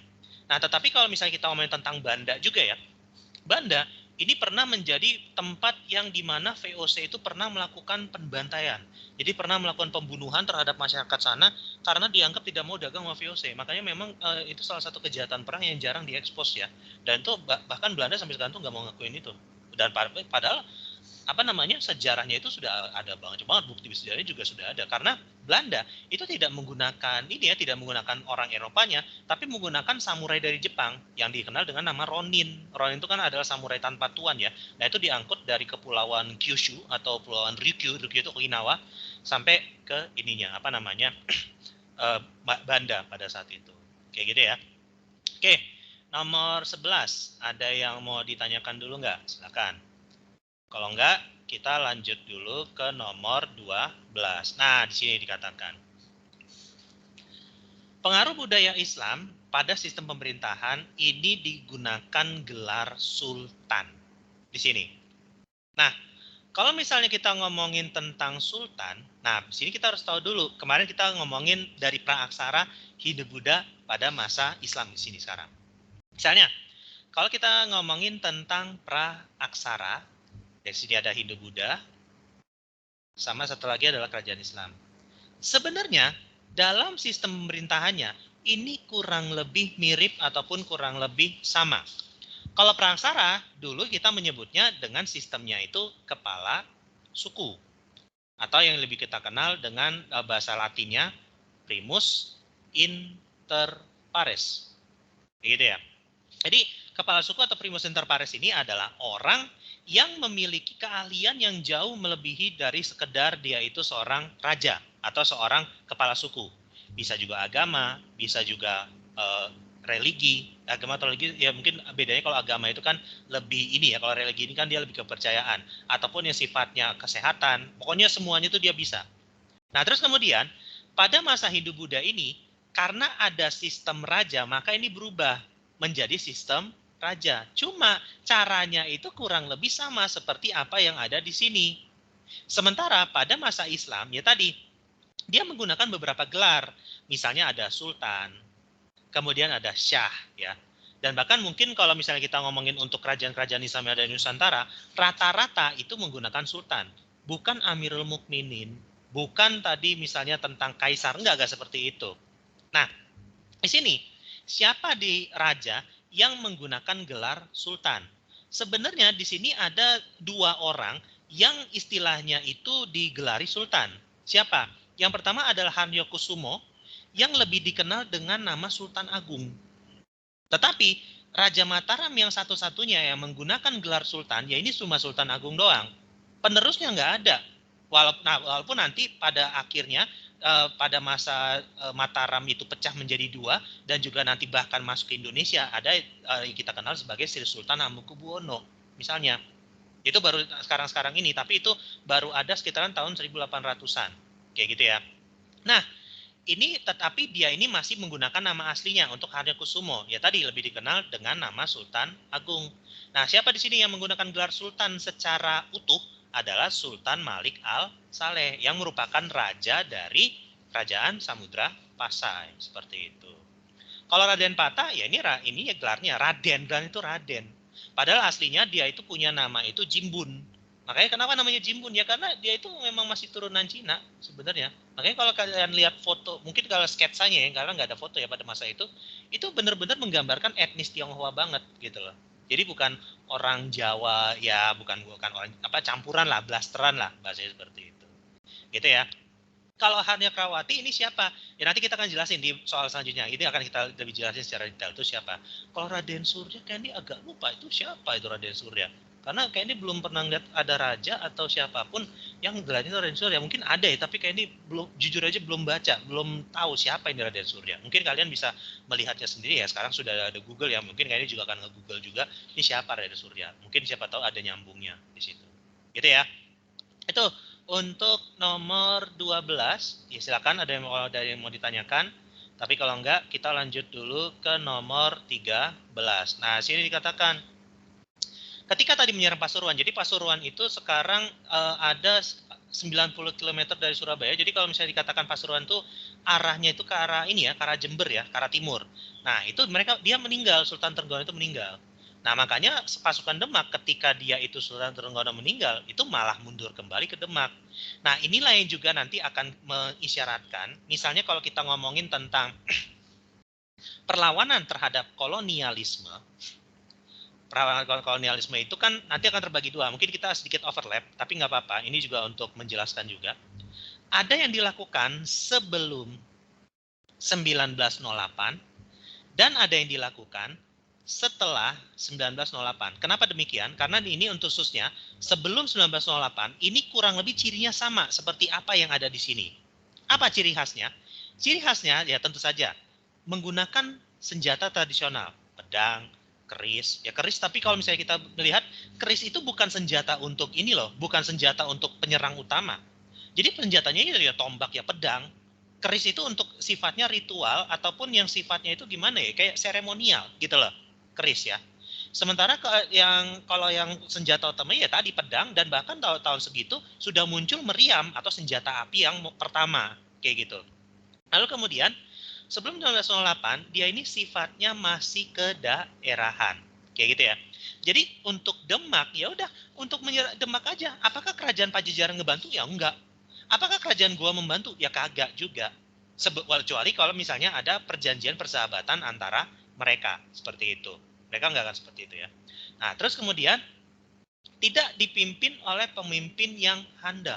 Ya justru kalau misalnya ngomongin tentang pemimpin-pemimpinnya itu biasanya adalah pemimpin yang sifatnya itu harismatik. Pemimpin yang bisa istilahnya itu membuat orang itu tunduk ke mereka. Nah, itu kalau misalnya kita ngomongin mengenai pemimpin harismatik. Jadi kalau zaman-zaman dulu, justru pemimpinnya itu rata-rata adalah pimpinan yang harismatik, bukan pimpinan yang lemah atau pimpinan yang istilahnya ya kalau bahasa kita cupu gitu loh, nggak ada. Ya kalau itu pimpinan zaman dulu itu jangan salah ya, beda dengan misalnya pimpinan negara zaman sekarang. Kalau zaman sekarang tuh lebih mirip kayak Vladimir Putin versi ekstrimnya gitu loh. Jadi kan kalau Putin itu apa keistimewaannya? Keistimewaan Putin, dia itu sabuk hitam judo. Kemudian dia mantan agennya KGB atau intelijennya Uni Soviet pada masa itu. Nah itu dengan kondisi zaman sekarang ya. Kalau zaman dulu jauh melebihi itu, jago kanuragan iya, jago silat iya, atau jago bela diri iya, ahli strategi perang iya, ataupun misalnya bisa masalah kenegaraan iya, gitu loh. Nah itu makanya pemimpin zaman dulu tuh seperti itu. Pemimpin zaman dulu itu jauh lebih lebih dikenal, atau primus inter paresnya itu lebih dikenal daripada sekarang gitu loh. Maka nggak akan ada pimpinan yang sifatnya itu nggak handal, nggak ada. Nah, tetapi kalau misalnya untuk yang di sini lebih mengarah kemana? Lebih mengarah kepada sangat tergantung ke pemimpin, dan ini juga menjadi tipikal masyarakat kita sekarang. Nah, sekarang kalau kita bertanya, kenapa masyarakat kita ini cenderung memiliki pergerakan sosial yang agak lambat meskipun di kota? Karena kita benar-benar harus nunggu. Kalau orang Jawa tuh nyebutnya dauh. Apa itu dauh?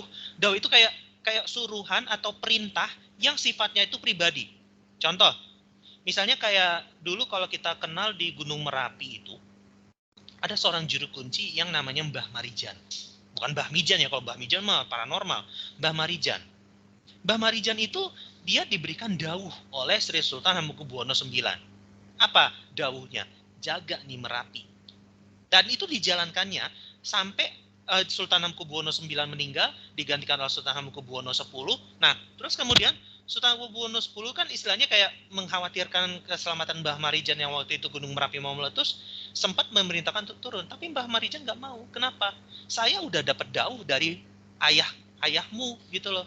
Dan saya nggak bisa kalau kamu yang ngasih gitu loh. Itu dawuh gitu. Dan ini tipikal masyarakat Indonesia sekali. Kalau tidak ada yang memberikan perintah, itu biasanya nggak akan mau masyarakat kita itu. Atau misalnya kalau zaman sekarang, kalau authority atau pemerintahan itu nggak ngasih instruksi, mereka nggak akan jalan. Ya itu sampai sekarang, makanya pergerakan sosial kita itu cenderung agak lambat ya, dibandingkan dengan negara-negara misalnya kayak di yang memang tidak mengenal, ya mungkin rata-rata Asia seperti itu sih memang. Tapi ya itulah yang terjadi memang itu budaya kita, gitu aja. Nah itu ya, itu nomor 13.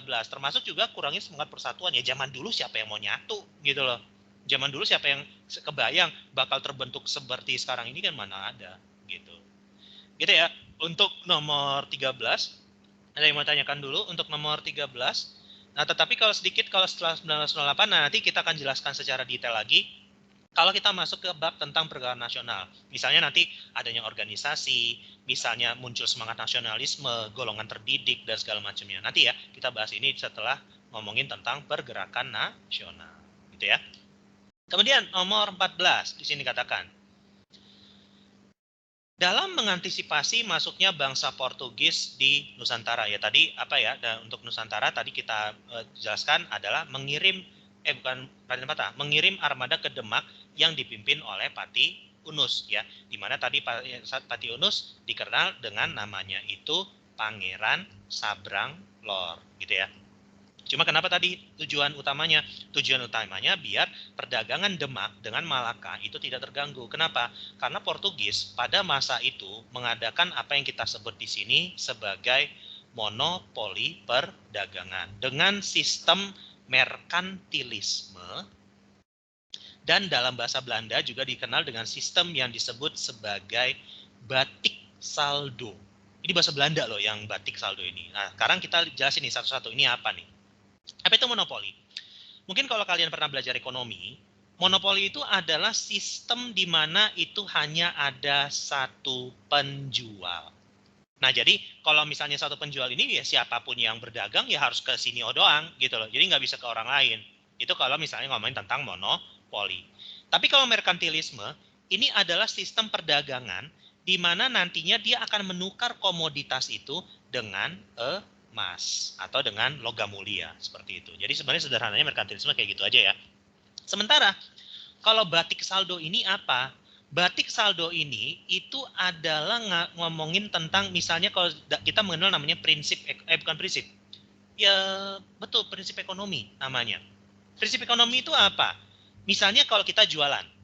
Kita jualan dengan pengenan dapat untung besar dengan usaha tertentu. Gitu. Sementara kalau kita lagi mau beli, kita akan mencari pengeluaran yang kecil dengan usaha tertentu juga. Maksudnya gimana? Sekarang begini. Kalau kita pengen beli sesuatu, pasti kita pengen cari dengan harga yang murah dong. Nah, tetapi dengan kepuasan yang maksimal. Nah, itu yang dimaksud dengan yang prinsip yang konsumsi. Kalau prinsip produksi, kita pengen cari untung besar, tetapi kita nggak mau dong kalau kita itu rugi.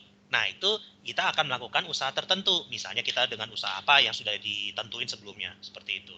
Nah, tetapi kalau batik saldo ini dia lebih mengarah ke yang sini nih, untuk penjualan.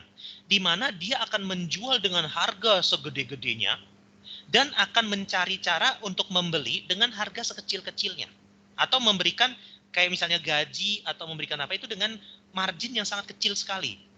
Kenapa? Ya biar untungnya makin gede. Ini mirip seperti sistem kapitalisme kuno. Di mana kapitalisme kuno tadi, pokoknya kita harus untung gede, tapi pengeluaran harus kecil banget. Itu makanya yang menyebabkan sistem ini akhirnya pada tahun 1800-an itu banyak mendapatkan kritik. Dari siapa? Dari seorang Jerman yang dinamakan adalah Karl Marx.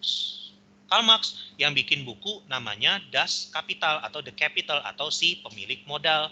Di mana kalau kata Karl Marx, di sini nggak akan bisa kalau misalnya sistem kayak gini akan terus menerus, apalagi kondisi saat Karl Marx itu hidup itu sedang pada masa revolusi industri. Revolusi industri artinya apa? Artinya sistem perdagangan semacam ini sudah nggak relevan.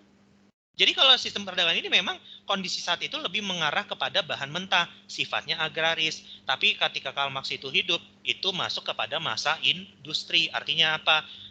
Production sudah banyak, sudah jenuh. Kalau misalnya seperti ini, negara pasti rugi. Maka harus dibikin sesuatu yang lebih seimbang, gitu loh. Nah itu makanya nanti akan muncul ideologi atau aliran yang dinamakan sebagai sosialisme atau komunisme nantinya. Nanti ya kita bahas juga tentang paham besar dunia kalau ada waktu kita di sini. Oke. Nomor 14 ini yang B ya. Sekarang kita lanjut dulu ke nomor 15 di sini. Nah, ini kelihatannya waktu kita masih cukup panjang. Jadi ini soalnya ada 20, makanya mungkin kita akan bahas semuanya saja ya. Ini mumpung mengisi waktu juga.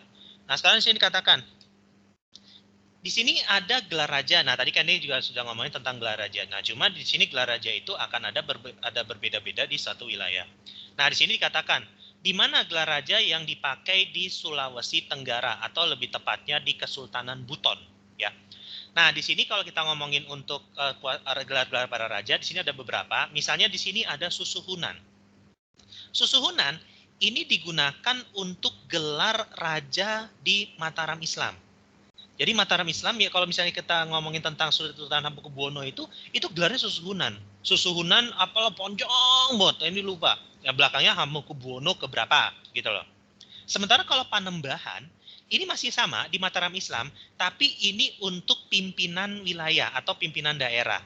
Contohnya misalnya seperti ya kayak misalnya apa gitu kan, ini juga lupa, ada Panembahan Senopati atau Panembahan apa. Nah, Panembahan itu raja bawahannya. Mungkin zaman kalau di Jepang itu mirip seperti shogun. Sementara kalau Susuhunan itu mirip seperti kaisar lah, seperti itu. Nah, jadi kalau shogun itu lebih mengarah ke Panembahan. Jadi raja di bawahnya tapi dia juga punya kekuasaan lumayan besar juga, kayak gitu. Kalau kiai gede, nah ini lebih kepada pimpinan agama atau ya ulamanya lah. Itu kalau misalnya kita ngomongin tentang kiai gede atau pimpinan agama Islam khususnya ya.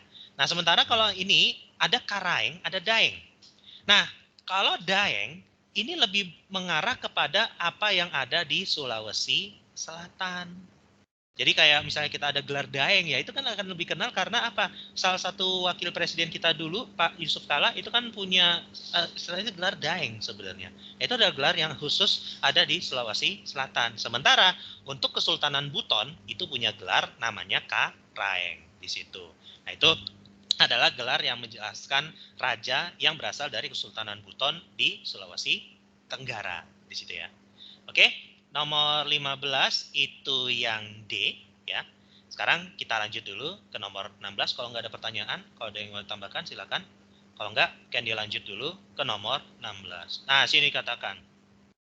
Nah, Pajang tadi kan adalah sempalan dari Kerajaan Demak. Nah, kemudian Kerajaan Pajang ini keratonnya itu dipindahkan oleh keturunan Kerajaan Demak tadi yang sempat pecah jadi Pajang pada tahun 1586. Akhirnya ya Pajang cabut gitulah atau nggak ada lagi dalam sejarah. Nah, siapa di sini yang memindahkan Pajang ke Mataram? Nah, kalau kita ngomongin tentang Hadiwijaya itu Jaka Tingkir pendirinya. Jadi bukan yang memindahkan. Sementara kalau Raden Benowo ini kalau nggak salah, Raden Benowo ini adalah orang yang istilahnya itu merupakan raja ke mana itu di Pajang juga, tapi kayaknya ini agak lupa kalau Raden Benowo ya.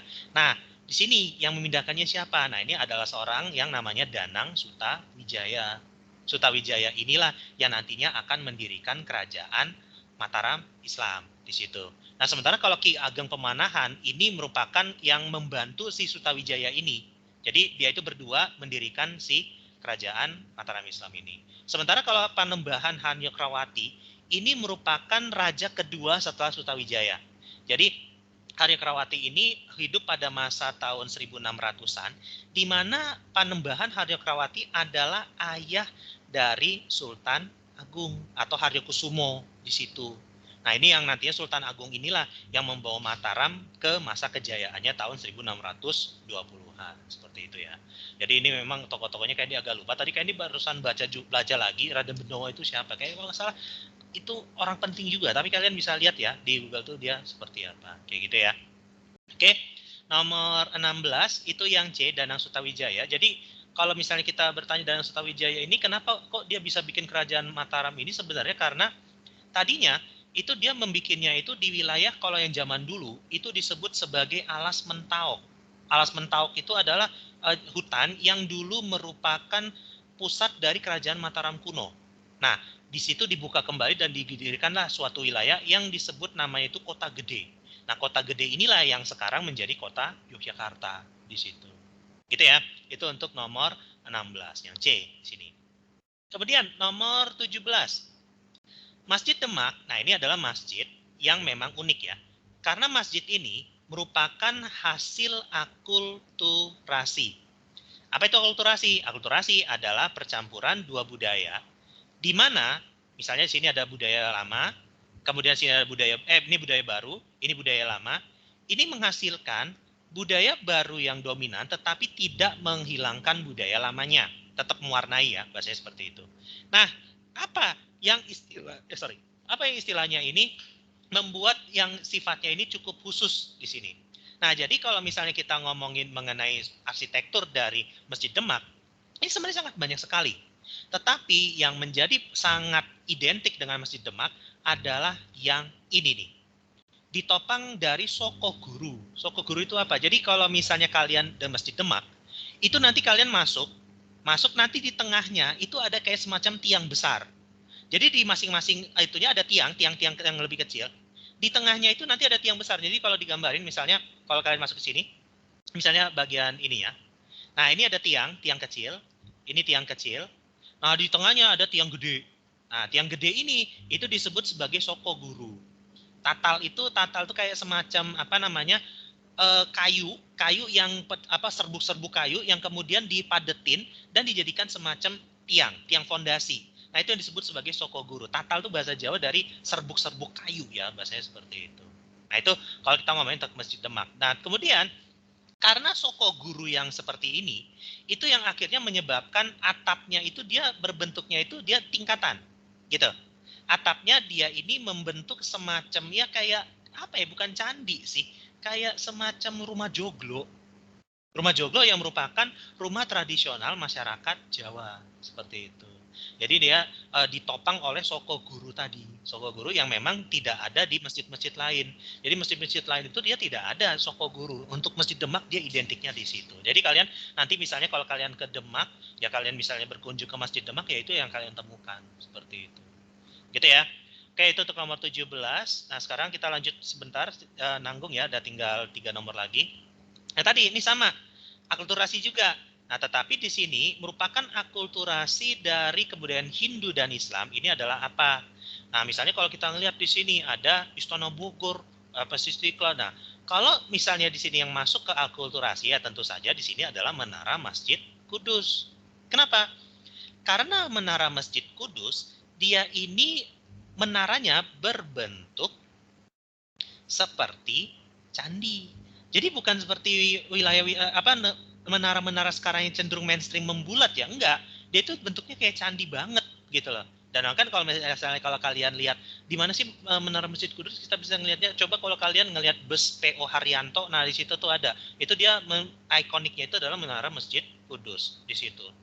Kalau Masjid Agung Banten ini dia mengalami percampuran budaya dengan Persia serta Eropa. Kayak gitu ya. Masjid Raya Aceh juga sama. Dia ini masjidnya itu Eropa dan juga Arab ya, kayak gitu. Kalau Masjid Istiqlal ya itu kan kontemporer. Jadi lebih kepada sifatnya sekarang ini. Kalau Istana Bogor Eropa banget. Gitu ya. Jadi bukan mengalami antara Hindu dengan Islam seperti itu. Oke, 18 itu lebih kepada yang A. Ada yang mau ditanyakan dulu untuk nomor 18, silakan. Oke, nomor 18 sudah, kita lanjut dulu ke nomor 19. Nah, kesenian. Keseniannya juga banyak berkembang pada masa Islam juga ya, walaupun memang agak berbeda. Di sini lebih mengarah kepada akulturasi. Nah, tetapi di sini mana yang bukan menjadi akulturasi budaya? Nah, di sini di mana? Nah, gamelan, tari-tarian, wayang, ngaben, grebek maulud atau grebek maulid. Nah, kalau gamelan itu ada.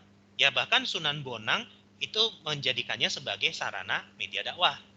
Tari-tarian ada. Misalnya kalau di Aceh itu ada dua tarian. Ada yang namanya tari sedati, sama satu lagi adalah tari saman. Ya mungkin kalau mungkin yang tari saman ini lebih identik itu kalau di sekolah-sekolah itu ditarikan oleh perempuan. Padahal sebenarnya saman ini untuk laki-laki. Sementara kalau untuk perempuan tuh namanya Ratu Jaru namanya. Gitu ya. Jadi saman ini sama-sama adalah untuk mengitukan sholawat kepada Rasul. Nah itu biasanya seperti itu. Wayang juga sama. Wayang dijadikan media dakwah oleh Sunan Kalijaga. Tetapi kalau ngaben itu enggak. Kenapa? Kalau ngaben ini adalah acara pembakaran jenazah yang biasanya dilakukan oleh masyarakat Hindu di Bali. Sementara kalau grebek maulid ini dia tradisi yang biasa dilakukan pada masa bulan Muharram itu oleh Keraton Yogyakarta di situ. Itu nomor 19 yang D ya, bukan ngaben. Ngaben itu dia masih Hindu banget ya, karena di Indonesia kan di Islam kan tidak mengenal kremasi ya, bahasanya seperti itu. Oke, 19 yang D dan nomor terakhir ya, sekaligus juga untuk mengakhiri pertemuan kita hari ini dan kita akan ketemu lagi di hari Kamis ya, kurang lebihnya untuk pelajaran sosiologi di sini. Nah, kalau di masa Islam, tata pusat ruang kotanya itu akan seperti apa? Jadi kurang lebih kalau digambarin, dia akan seperti ini. Nah, di tengah ini akan ada semacam lapangan yang dinamakan sebagai alun-alun. Jadi pusat kegiatan masyarakat itu ada di sini. Kemudian di utara ini kayak ada semacam keraton. Nah, ini keratonnya di sini. Kemudian di wilayah baratnya ini biasanya akan ada masjid. Sementara nantinya di wilayah sini ini akan ada kayak semacam tempat pendopo. Pendopo itu biasanya untuk bertemu masyarakat dengan rajanya. Dan kemudian di sini kalau di wilayah selatannya, di sininya ada pasar seperti itu. Jadi dia arsitekturnya biasanya seperti ini. Kalau kalian ke Jawa, ini akan seperti ini. Masjid di sini, keraton di sini, pendoponya di sini, atau mungkin bisa juga di sini. Nah, pasarnya biasanya ada di wilayah selatannya. Nah, berarti di sini yang mana nih yang menggambarkan? Yang menggambarkan berarti lebih ke arah yang sini. Seperti itu ya. Ada rumah penguasa di sininya, kemudian alun-alun, lapangan luas yang ada di tengahnya, kemudian masjid, biasanya masjid itu adanya di barat, sementara pasar itu biasanya ada di selatan, seperti itu ya. Mungkin di Jogja juga seperti ini ya bentukannya. Jadi alun-alun itu ada dua, ada alun-alun selatan, ada alun-alun utara atau kidul atau alor ya, sama aja lah bahasanya seperti itu. Oke, ada yang mau ditanyakan atau ditambahkan silakan. Ya, terhubung waktu kita juga sudah hampir selesai. Kita mungkin sudah pembahasannya juga sudah sampai nomor 20 ya. Kalau kemarin-kemarin kan sampai nomor 30. Jadi kita sudah cukupkan saja sampai di sini. Kita ketemu lagi di hari Kamis untuk membahas mata pelajaran sosiologi ya. Berarti untuk sosiologi kita akan bahas paket kedua atau ketiga ya. Kalau kedua kan globalisasi, paket ketiga tentang ketimpangan sosial. Jadi masih di materi kelas 12 ya. Itu aja dulu untuk hari ini. Terima kasih atas kehadirannya. Dan jika ada penyampaian ataupun pengucapan yang dirasa kurang berkenan ataupun kurang pas ataupun misalnya masih kurang lengkap atau kurang memuaskan, ya Kendi mohon maaf sebesar-besarnya karena Kendi sebagai manusia adalah tempatnya salah juga dan tempatnya lupa seperti itu. Untuk itu kita akhiri saja dengan membaca hamdalah Alhamdulillahirrahmanirrahim serta kita tutup dengan penutup majelis Subhanaka Allahumma wa bihamdika asyhadu an la ilaha illa anta astaghfiruka wa atubu ilaik. Itu aja dulu untuk hari ini. Silakan kalau mau live boleh ya. Itu dulu ya untuk hari ini.